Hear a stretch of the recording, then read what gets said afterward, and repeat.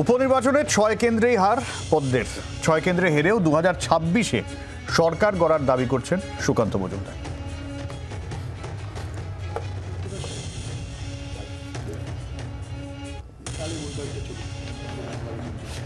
ব্যতিক্রম না, by election বলে এরকম হচ্ছে। 26-এ পশ্চিমবঙ্গে বিজেপি সরকার করবে।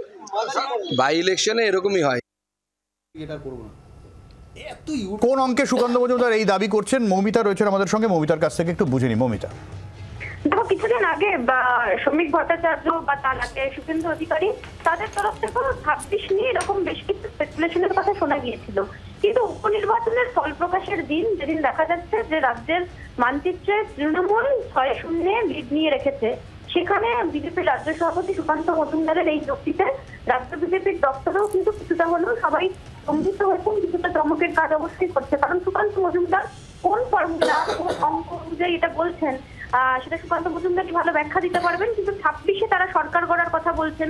অন্যদিকে সদস্যতা অভিযান নিয়ে এখনো আশাবাদী, এখনো অটুট সদস্যতা অভিযান সেই দাবি করছেন শ্রমিক ভট্টাচার্যরা। 26-এ তাহলে বিজেপি কোন মেকানিজম বা কোন স্ট্র্যাটেজি নিয়ে আসবে সেটা রাজ্য বিজেপির সদর দপ্তর থেকে তারাই কিন্তু ভালো ব্যাখ্যা দিতে পারবেন। তবে অন্য কোনো যে অভিযোগ যে ওঠে যে তারা কেন্দ্র এজেন্সির ব্যবহার করবেন কিনা, সেই বিষয়ে এখনো পর্যন্ত তৃণমূল কংগ্রেসের তরফ থেকে কোনো প্রতিক্রিয়া আসেনি। সুকান্ত মজুমদারের এই যুক্তি নিয়ে কিন্তু অবশ্যই জল্পনা শুরু হয়েছে। বাংলার আওয়াজ, বাঙালির আবেগ, জি 24 ঘন্টা।